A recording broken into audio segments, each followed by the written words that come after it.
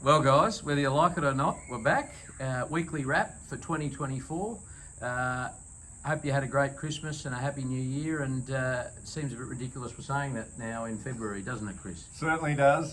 Seems like about 6 months ago the new year came through, but it's been a busy time, but an exciting and great time as well. Obviously, been up at the Magic Million sales, and now back into things in Sydney as well. So it's hectic, but a great time of year. Yeah, no, absolutely. And we'll touch on Magic Millions shortly. But firstly, we just wanted to cover off. We've had a huge amount of success in the last sort of 5 or 6 weeks. So we just wanted to touch on a few of those wins, starting with Full Revolution. So she in her third preparation, she finally got her maiden win. And we were so pleased for all her owners.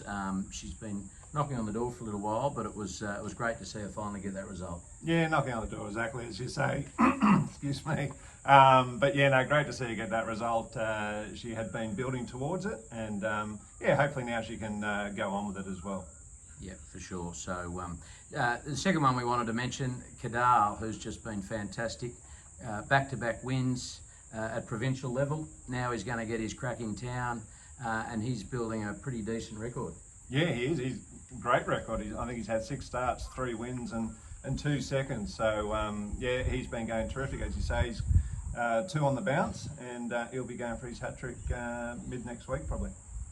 Yeah, looking forward to that. So the next one, Miss Hellfire. We had a great day out with the owners at Randwick on Christmas Eve, and I had the kids out there and they had a ball. So it was good to get into the winners' room there, and Miss Hellfire did a great job that day, and then back that up on Magic Millions Day with a second. Yeah, I'm going to throw it out there, Sam. Is she the next Rangers?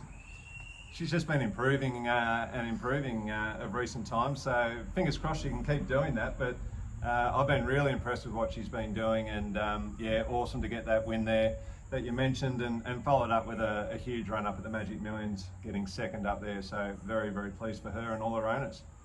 Yeah, I hope she's not an ex-Rangers. Rangers was a gelding, but anyway. You know what I mean. While we're on Magic Millions, we also had Rev Miss up there, Revolutionary Miss, and she ran a really great race and got a third in a pretty strong field. Yeah, she did. It was a great effort. She had to run over the 1400 after drawing the absolute car park in the 1300 race. The 1300 was actually the preferable option on the day, just given where her fitness was at and her conditioning.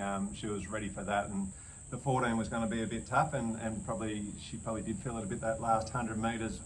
James McDonald gave her every opportunity, rode an absolute treat, and she finished off very strong and very tenacious and courageous, as she always does. But yeah, James did report that she sort of blew out a bit that last 100 metres, so that was half expected, but an enormous run, and yeah, great to see her performing so well yet again.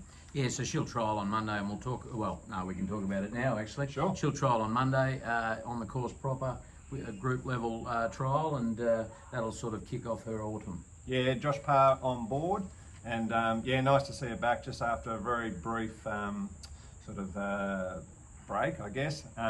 Didn't actually go to the paddock in the end, did she? But they just backed off her a little bit and built her up again now, which has come around awfully quick, and she'll likely have her first up assignment in the Group 3 Tressa Day down at Flemington in a couple of weeks. No, that'll be it'll be good to see her run around this autumn, and hopefully she can get some more black type results for her owners. And then we move on to yesterday, which was just a magic day for Triple Crown, and a magic day for a bunch of owners. We had 2 running around yesterday and both of them. Yeah. And won both of them fairly dominantly. So we had Merchant Lady, who 3-year-old on debut, and got her maiden win on debut, which was just unreal for her very, very patient owners. Yeah, she's just been a bit of a slower maturing type, so just had to afford her that time, and she's starting to come to hand. Probably still got some more maturing to go, no doubt. But a great debut, as you say. She showed an electric turn of foot and came home in very sharp time. In the last 600 metres, the sectionals there were excellent, and yeah, very promising. I thought she was brilliant, and good old Tom Sherry did a great job with her. And obviously coming off a pretty decent time out with injury as well, and we weren't sure how that was going to pan out. So great to see she got through it, and and she remained sound. So very pleased with that. And then we had Sirti, who just went boom. And won by 3 lengths, just flew down that straight, huge turn of foot, and he's a unusual horse, that one. You just never know what you're going to get. No, you don't. I think it's probably fair to say he doesn't always put his best foot forward, but when he does, boy, he really shows a great turn of foot, and he was very dominant, wasn't he? He was in a class of his own there yesterday, and I think he continues to improve as his racecraft improves, and he's getting a bit more seasoned now and starting to string a few runs together, and I think he can really kick on with things now. Yeah, no, looking forward to seeing where he progresses for the rest of the prep. So that's the runners. So congratulations to all the owners through that period. It was a really exciting period, and you know, looking to see what we can do moving forward. We touched on it before, but we've obviously been up at the Magic Millions and got made some good purchases, and we've got plenty sold already. So thank you for that. But one that I was just I've had a lot of interest in, and a lot of people sort of asking about is the Wen Basset. Can you tell us a little about that? Yeah, he's a particularly exciting colt by Wen Basset, who has taken the Northern Hemisphere by storm. He's a relatively new stallion, but he's got a few seasons under his belt up there with runners, and they've been exceptional, like really shooting the lights out in a major way. Commenced his career up there, I think it was £4,000 per service, and really didn't have much opportunity, sort of poor quality mares, and still managed to get Group 1 winners and a number of them as well. So Coolmore actually spotted how good he was going and swooped in and purchased him, and now I think he's standing at £200,000. So he's doing amazing things up there, and now he's got his first crop of yearlings coming through now through the sales, and they were in huge demand up there, bringing some really big figures, and we were particularly lucky to get one that we were keen on at what I thought was excellent value. No, he's a good looking colt, and if you're interested, give me a shout. And we've got about 60% sold, so but would love to have you join us in racing him. I should say too, he's actually out of a particularly strong family, but a family that's got a great affinity with Wen Basset himself.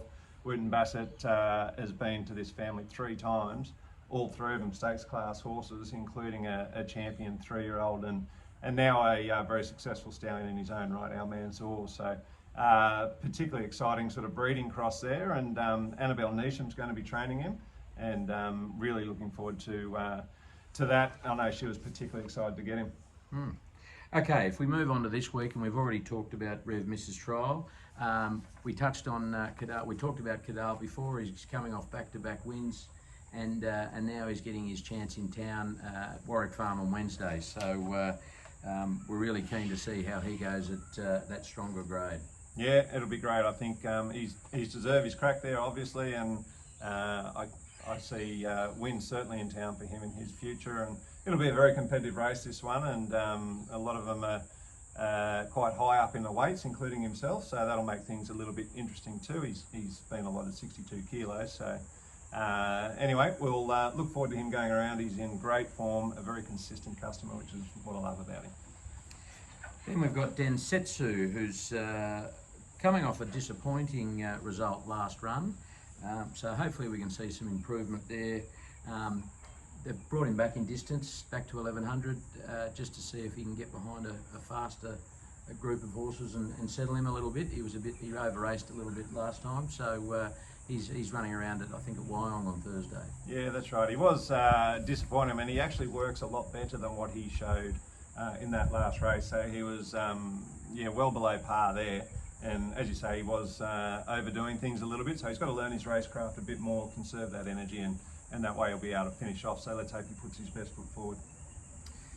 So that's it for the runners, and it's up to that favourite time of, well, probably no one's week except for mine, but red hot tit time. And I've had a lot of people reach out and say we didn't mind you being away over that period, and oh, really? them just everyone just getting my tips. So have you got anything for us today? I might need to see the evidence of those communications. I'm not sure that's entirely accurate. I'm sure my tips were missed, but I do have something this week. And I'm going to go with race 4, I think it is, at Rose Hill, Lady Laguna, who got us up on the Gold Coast. Miss Hellfire. Yeah, she did, and look, she's a quality mare for Annabelle Neesham. Obviously in good form. She ran really well leading into the Magic Millions. Ran really well, obviously beating Miss Hellfire that day up there on the Gold Coast, and I think she's she's in form, she's fit, racing well, and I think she'll appreciate this Group 3 event, which might be her first stakes win. Or not stakes win, I should say, group win. She has won at listed level before. Yeah, we'll have a look at that. Just be careful about what you load up. He's been known to get them wrong. I've got 2 for you. I'm sticking with 2-year-olds this week, and I'm on the Snowden bandwagon. So I'm firstly Randwick race 3 in the Canonbury, and I'm on number 5 Fearless. He's had 2 excellent trials this prep, and this will be a slipper audition for him and for a number of others. But so race 3 at Randwick, number 5.